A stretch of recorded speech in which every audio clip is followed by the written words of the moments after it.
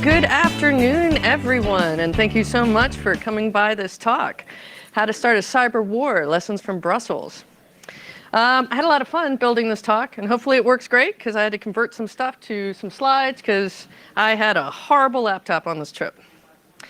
So, who am I? I've got a background in cyber warfare. I've handled several very high-end cyber warfare incidents, all the way back to things that I did in the military with Space Command and the US Air Force, and also as a civilian handling part of the many cyber warfare events between North and South Korea. So these types of things happen. My background and expertise is actually for critical infrastructure on oil and gas, energy production, transmission, and water and nuclear. So I have a lot of fun with that.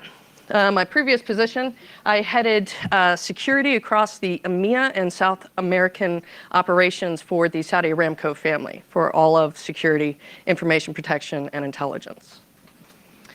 So this talk is about the European Union and NATO cyber warfare exercises held in Brussels with all member states. And we also invited non-members as well to come and join us from different European nations. And we have a lot of very unique threats in Russia, or excuse me, in Europe. Oh, we're not Russian yet. I hope we don't. Oh my God. But we've got a lot of very unique challenges in Europe right now, because there's the rise of populism. We've got a lot of Russian influence that is coming not only in Eastern Europe, but also popping up into places like Austria. So we're having a lot of fun with Putin and all sorts of things.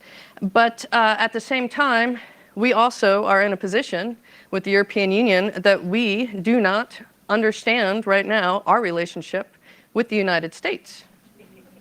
Right? So a few days ago, earlier this week, the Congress sent up their ideas of basically, hey, we believe that we will support NATO in case a NATO ally comes under attack, whether it be physical or cyber warfare. And so that was very nice for us Europeans, but we'd like to see it happen. Well, actually, we don't want to see the whole cyber warfare thing happen, but if it does, we would very much like the US's help. So we have a lot of issues that are going on, just like any member bloc or large country would. Now, what these exercises wanted to do was bring to the forefront the actual real threats to the ministers of defense of NATO member nations or European nations. Secretaries of state, and so forth. Now, there is no actual definition of cyber warfare yet that is internationally accepted. So we brought them together and built 3 major scenarios, all built on real-world stuff. And we also built out with the European Council on Foreign Relations a diplomatic toolkit of decisions and things that they could make, because there are no operational playbooks for cyber warfare yet for different countries. So I wanted to give them some knowledge and tools for that. Questions will be at the end, sir. So one of the things I did, I opened up the exercises by warming them up, showing them some real world things.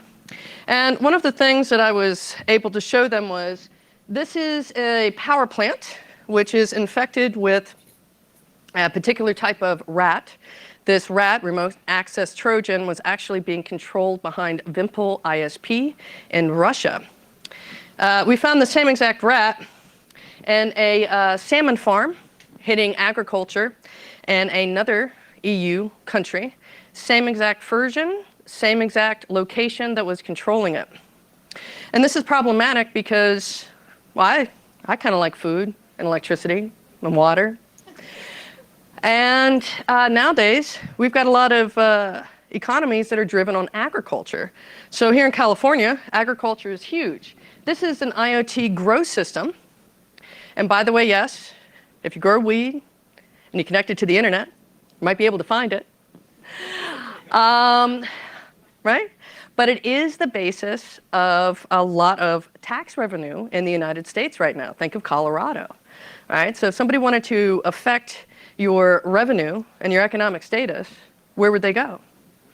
So if you're making money off of that, hey, a foreign entity might try to smoke up, right?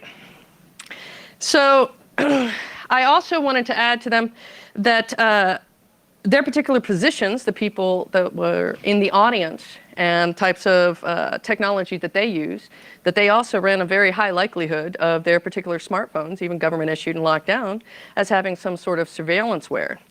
And I did this for two reasons: to bring it straight home, and also I figured out where each one of them kept their phones, because the moment that I said that, they went to touch wherever their phone was to make sure. So we started with three main scenarios.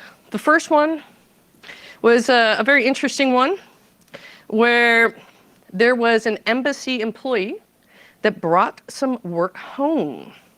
The second one was getting more in depth about using different tools back and forth, and then dead canary, you can kind of get from the title where it goes to from there.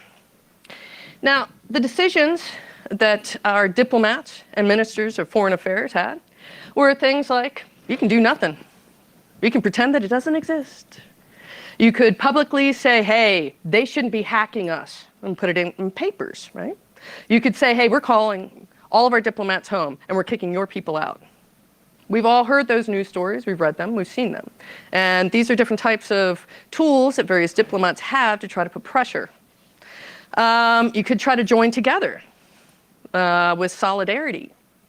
The Netherlands is the only country in the world that, according to them, legally can hack back on any device anywhere in the world. And so they have the legal power to hack anything, including this laptop. They could declare full-on war. And then, of course, some of the member states and NATO members are nuclear powers. So we're now starting to get to the point where software vulnerabilities and exploits could cause a nuclear war. And that's one of the reasons why this series of exercises were so important to discuss. So if we look at clean slate, we have a burnt-out embassy employee who is suffering some mental illness, has a high security clearance, and starts bringing back information home and hoarding paperwork. One of his adult children lives with him, and she assumes that the paperwork must be unclassified because it's at the private home. So in the scenario, she happens to belong to 4chan and Reddit, and starts posting up things to get karma. And then it's quickly realized when a foreign entity sees confidential, secret information, they start grabbing it.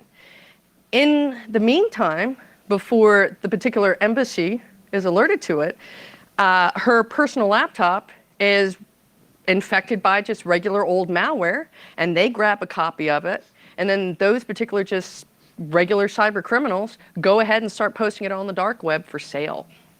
Now, once you put something on the internet, how hard is it to get off the internet, right?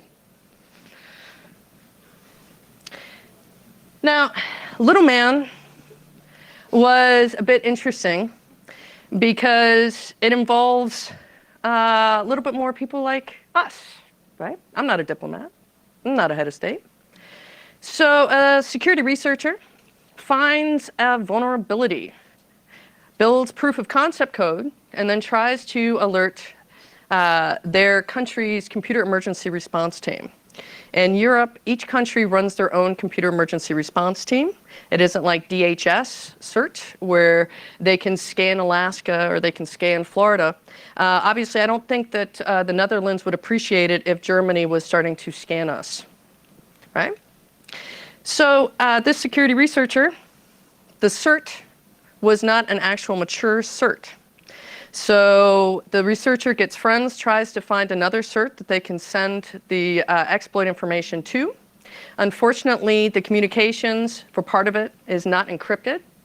And so the other country's CERT gets the proof of concept code, and so does a foreign entity who has obviously been surveilling a CERT's mailbox to see what they can find, any sort of clear text, because once you route things around the internet, it's not directly from me to you. It's going all over the place, And if any part of it is clear text, somebody can sniff that up and get that information. So this, unfortunately, put a very powerful exploit into the wrong hands. Now, to complicate matters further, because the only country in the world that can hack back is the Netherlands, the Netherlands is doing an investigation, and they mistakenly hit a Chinese consulate. Whoops, yes, didn't mean to hack into your consulate server there. Yeah, because I've gotten an IP address wrong. Has anyone else gotten an IP address wrong? Or a file location wrong? It's pretty easy to do. In the meantime, there comes up this group, the shadow brokers, and they have a subscription service. Now, you also have to decide, you as a country, do you go ahead and buy that subscription because you know that other countries have? Shouldn't you have the same advantage that they do? So these were decisions that we allowed them to make, and it was very entertaining. On the final day, it was a full-day event, and it is Dead Canary. In this particular scenario, there were 5 European Union and NATO members which come under devastating cyber warfare attacks. It begins on July 17th. One particular country's national banking system is taken down and wiped out. Their telecommunications infrastructure is also deeply affected. Government websites are DDoSed. People, the population, do not know what's going on. They cannot get money from their banks. They cannot call a friend. They cannot call or contact anyone. The internet is starting to go down. There is no more Facebook. Of course, this has a psychological effect on a population, right? Then, the very next morning, I can say which country this was. An attacker group gets into the port of Rotterdam, the Netherlands, which is one of the largest ports in the world. It's actually the most technologically advanced. It's mostly robotic. And they close some of the lock systems, causing, actually capsizing a container ship.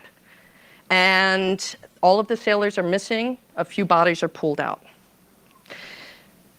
Not too long after, another country is attacked.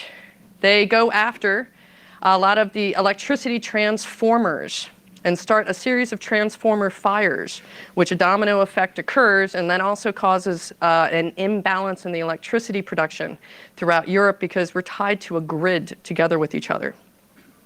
And things have to be harmonious, or you'll get too much of one thing or another. You might fry things, or you might have a sump and not get enough electricity. So that's a problem because it currently takes anywhere from 6 months to 18 months to manufacture a large transformer. And if a country has been cut out because a bunch of their transformers have been taken out, it's going to be a little while before they're going to be able to recover. On top of that, trying to put out all of the different fires all over the place, right? You're from California. Or you're at least in California, and there were a big series of fires which they think may have been started by poor maintenance from PG&E. So then, 8:45 the same morning, the attackers then attack the signaling system for the London Underground, and they make trains smash into each other during rush hour in London. Shortly after, one of the major stock exchanges in another country, their stock exchange is taken out. They actually have to halt all of the trading, which then causes markets to panic around the world. What we prepared for was that the United States would not assist us. And the letter went like this. Pretend I'm Donald Trump. Good morning, America. We have discovered that 5 of our European allies have come under devastating cyber warfare attacks, leading to mass casualties. Now, when I last visited the new NATO headquarters in Brussels, I told them, no, I warned them, that if they did not get defense spending up to 2% of GDP, now is the time for Europe to stand on its own 2 feet. American blood will not be spilled. God bless, and God bless America. So to give you a bit of background, one of our bones of contention with the United States right now is the fact that after 9/11, Article 5 for NATO was called because the United States came under attack. And so other NATO allies started giving lots of intelligence information, sending boats to help with the Coast Guard, many different things. But what would happen if things were reversed? So we also tried to style it with a realistic attack. How many of you have heard of the Shamoon attacks from Saudi Arabia? All right, so Saudi Arabia and Saudi Aramco, about 25% of the world's energy goes through them every day. They're the world's most valuable company. Apple pales in comparison. They were definitely not the first trillion-dollar company. Aramco was, most definitely. And they believe that the country of Iran went ahead and attacked Saudi Aramco using European servers, went ahead and destroyed about 85% of the Windows-based systems, and that was anything that was connected to Windows. Over 30,000 computer systems were wiped out. And what happened was the world's largest company went dark, and they disconnected themselves from the internet. And that does not do well for world markets. What we estimated was if the attack had been successful, a barrel of oil would be $400 to $450 a barrel. So that's just one company. And that's one of the reasons why we styled it off of this. Now, off of the Aramco network used to be that fire stations, police stations, and so forth were hanging off of it because they had a lot of the telecommunications infrastructure for the country. So if you attacked them, you took out a whole bunch of different things around the country, basically halting them. So in Europe and in the UK, because we don't have an EU cert that helps out and scans different countries, they're just an information repository. Each country is responsible to do it themselves. And I'll give a good example. I love Bulgaria, but the Bulgarian CERT, Computer Emergency Response Team, doesn't even use an encryption certificate on their website. So not every country has 100% capabilities. And because we harmonize all of our electricity across the EU countries, one weak link could affect the rest of Europe. And so that's another one of our concerns. So what we're seeing here is this is part of a train system that I could operate remotely and press buttons. You don't want me to do that. I don't know how to drive a train. Electricity, and these are over here exposure in the United Kingdom of there's a particular protocol for industrial control systems called Modbus. And Modbus will take a command from anywhere with no authentication.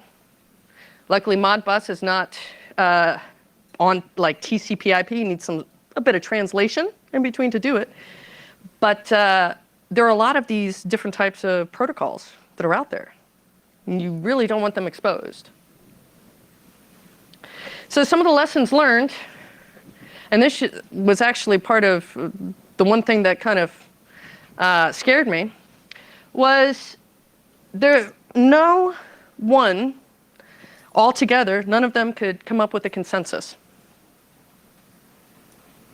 So we not only do not have a definition of cyber warfare, but here we're showing real scenarios, and they could not make a decision together to say yes or no. Now, when we broke them up into teams, they were able to do that on a smaller level. But if it's something that's affecting all of Europe or NATO, we need them to be able to come to a consensus. Another thing was preparation. A lot of them did not have very much preparation or did not realize what the domino effect might be across the board. So, and I gotta say, one country, the only answer was sanctions. Sanctions, sanctions. And then when I would ask her, I go, so what's your decision? Let me guess, sanctions. And she's like, yes, sanctions, sanctions, sanctions. Well, that doesn't always work because when you put sanctions on a country, you then have to set up an apparatus to watch and see if the sanctions are actually functioning, right?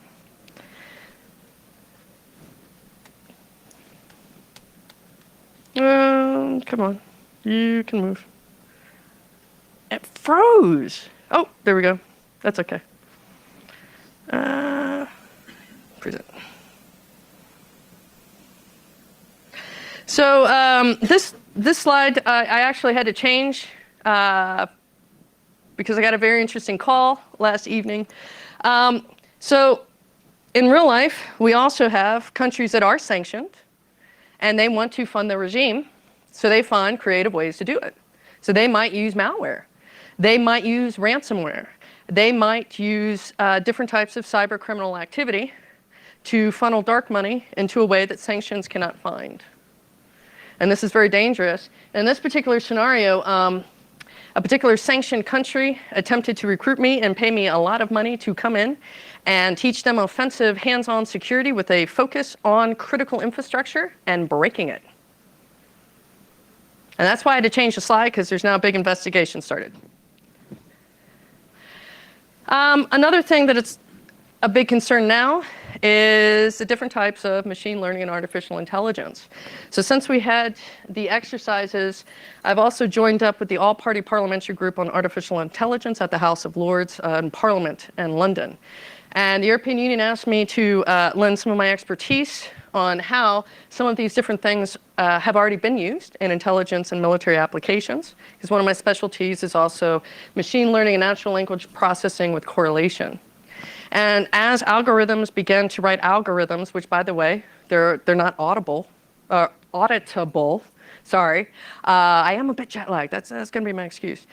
So we cannot even audit these algorithms yet, and we're already using them to pick out. Yeah, I think that person meets the requirements to drone them. They're wearing a Casio watch. They go to a lot of airports. There are different parameters that are put into these algorithms. And we're seeing it more and more. So this is a picture of the auto loading system for refined gasoline in Saudi Arabia. And 13 days after the initial attack from the Shamoon attacks, the payment system and the intermediary systems to load these trucks were unavailable. So how many days do you think the United States has for a strategic oil supply? I don't know, that's probably a national security matter, but correct, probably. So when you start running out of gasoline, let's say you need an ambulance. Well, we'd love to come to you, but we can't. At this point in time, people could not get gasoline.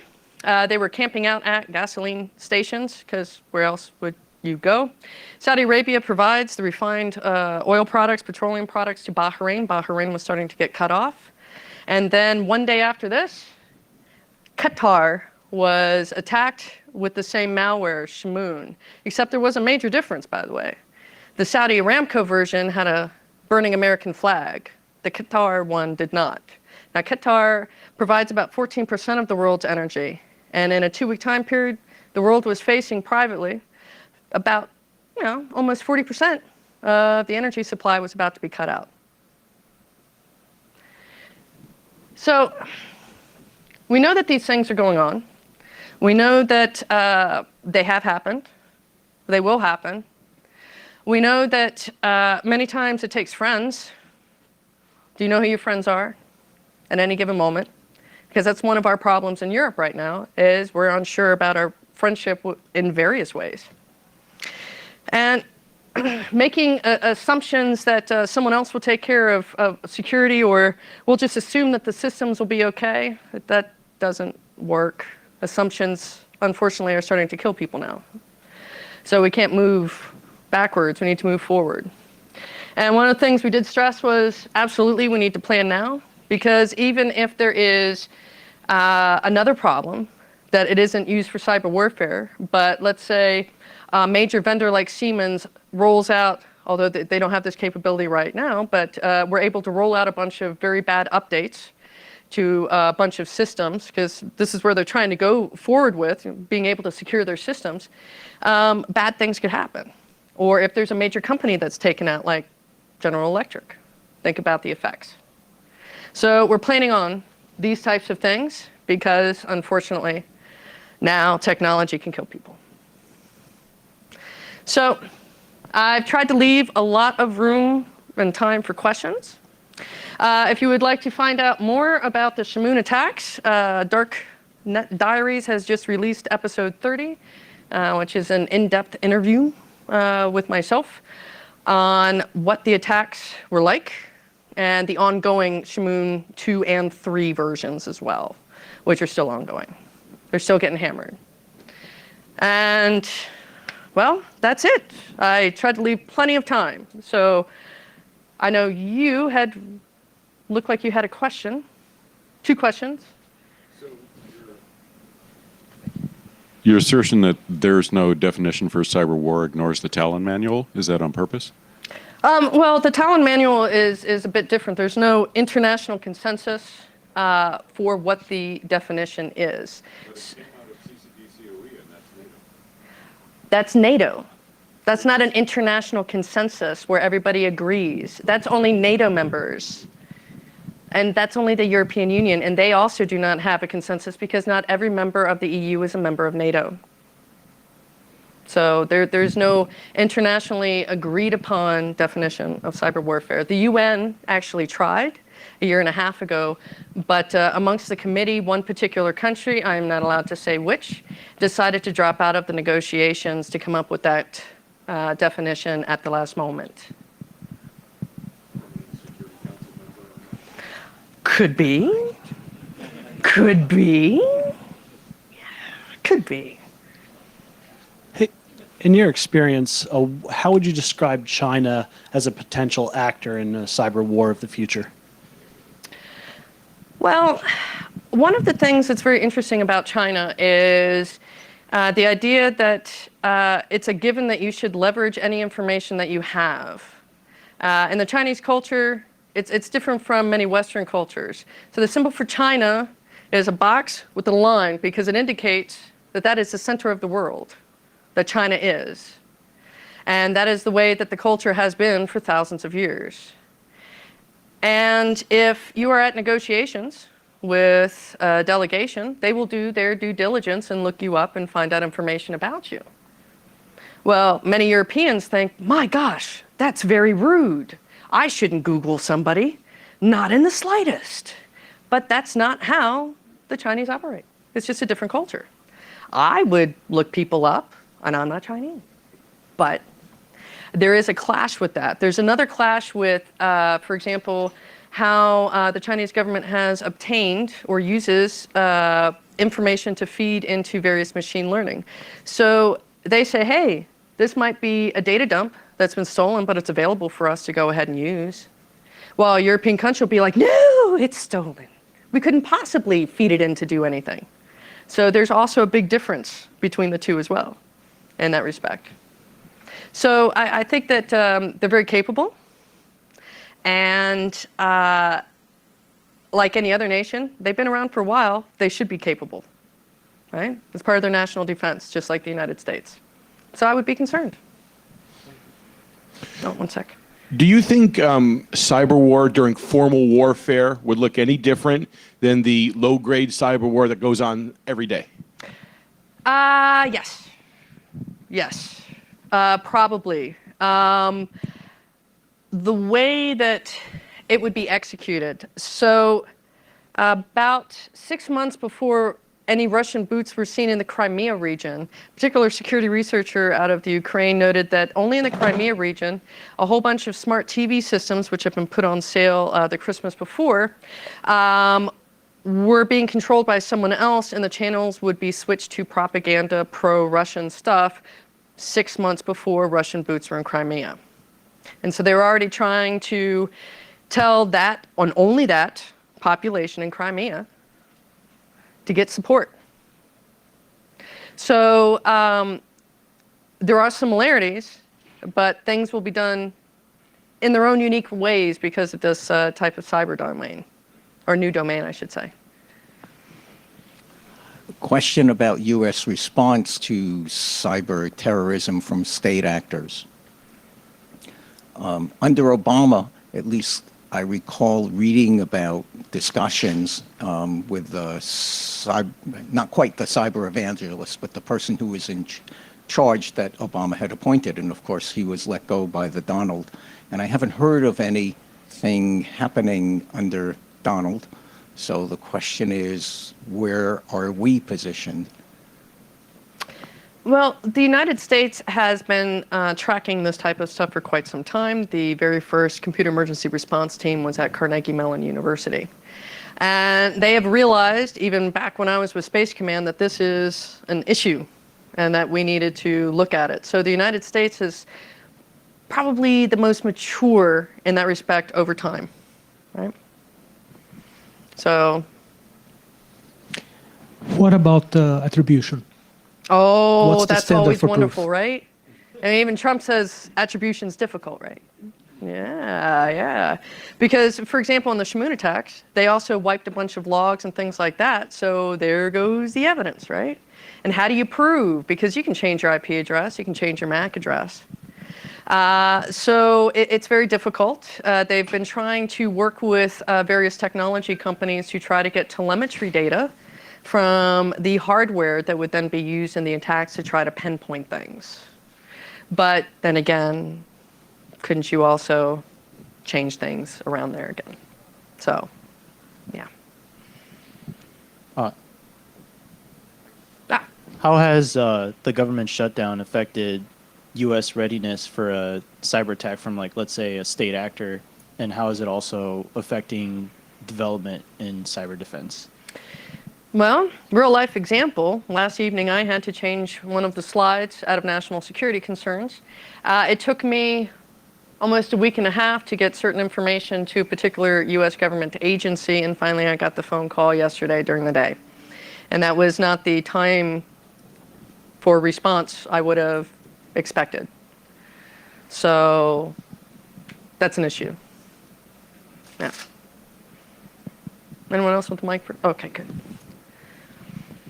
So addressing the nation states that don't have any sort of SSL enabled on their websites, what is the viability of using Let's Encrypt, which provides free and open source certificate authority that that can be used to issue SSL certificates as far as like security goes? Is it really a viable solution for SSL? It could be. However, there are some countries that already mandate being on the certificate chain.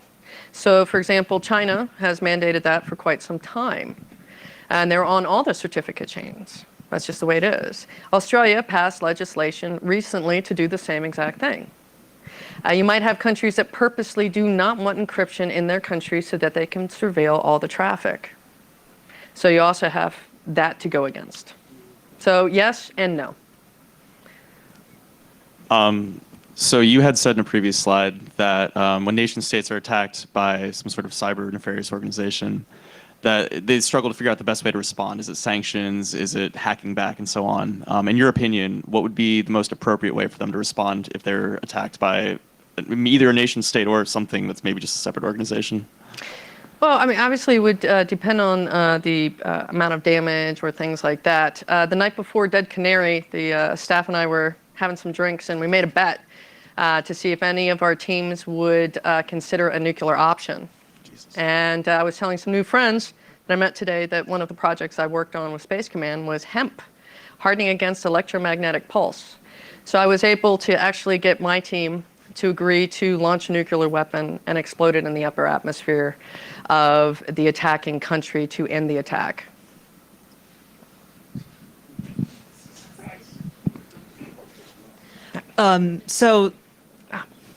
So going a bit back to the Russian Crimea situation, I remember reading that there was a bit of an incident and that soldiers were not wearing insignias and that there was no international protocol for dealing with this, as opposed to, wearing the wrong insignia or whatever. But when I read that, I immediately thought, well, this have been born out of people knowing that they could be anonymized in the internet? And if so, would this behavior being born out of them trying to emulate the things that are possible online in the real world? Well, they might have taken their insignia off, but they sure did post a lot of photographs online and did not strip the XF information so you could get geolocation. The make and model of the camera, smartphone, whatever it was, and Facebook posts or other areas where they were doing chatting because they were talking about already being there in Crimea. So they might have removed things, but they gave themselves away. Anyway.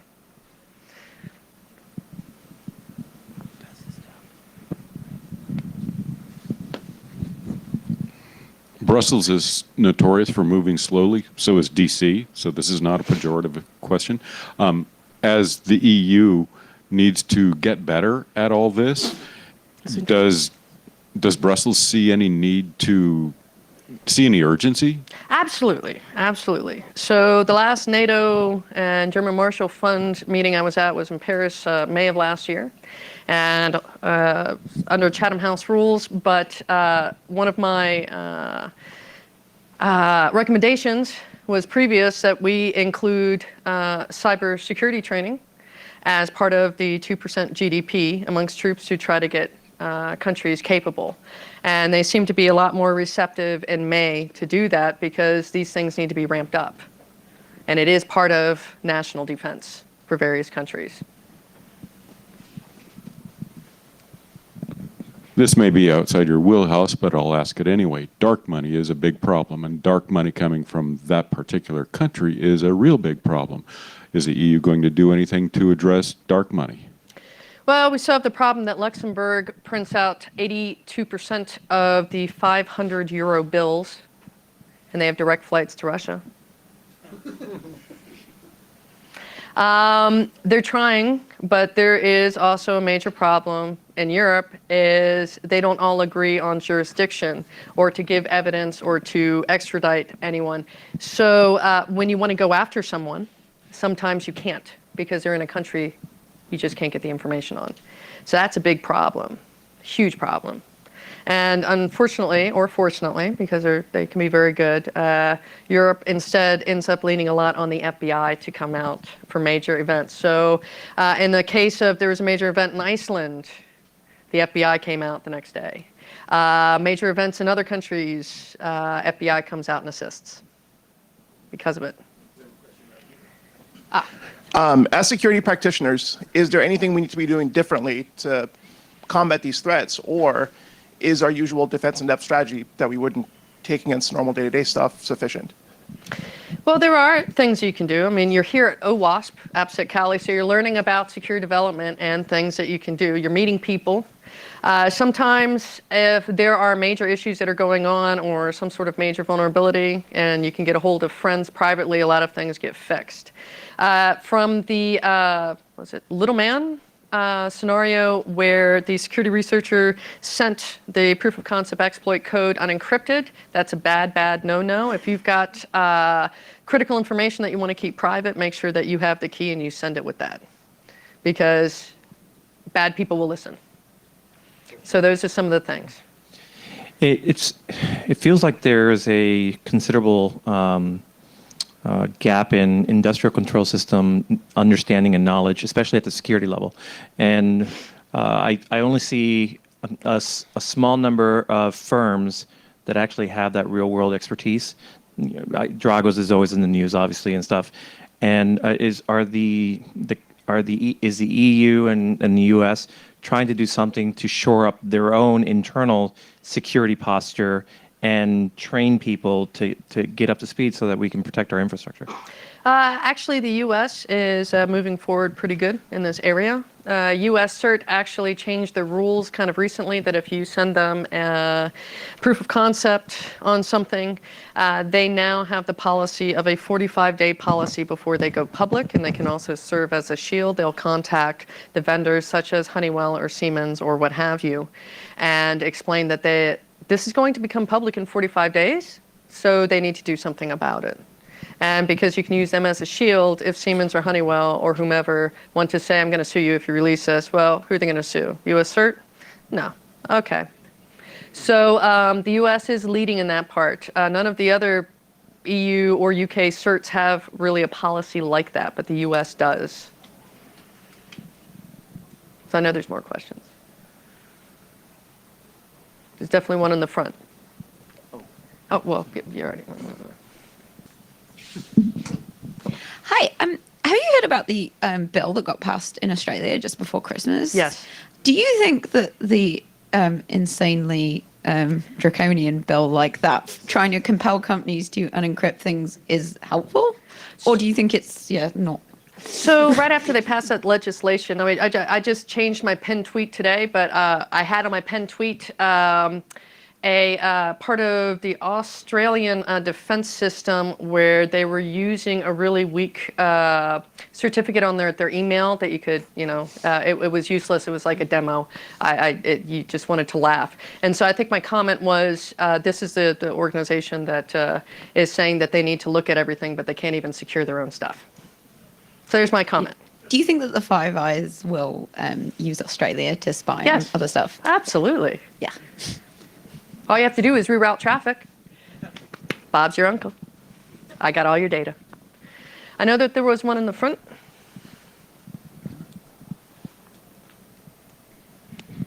So going back to the international response, and this may be a naive question of mine, but why is it that nations are waiting for the FBI to release information instead of some other sort of security agency? Well, the FBI assists in investigations, helps collection of evidence, helps to sort out some of the jurisdiction issues, lends their help with attorneys, and tries to apply pressure in various ways to go ahead and extradite or get information and proof and evidence from various countries. And they also have a lot of expertise in this area. So if you've got a major problem in a country that only has 300,000 people like Iceland, then the FBI is extremely helpful. So the shutdown that's kind of currently going on, it's had caused a problem. it's caused a big problem. Yes, it has. Yes, it has. Okay. In some respects. And how much of a problem will Brexit be? It's going to be a huge problem. Yeah.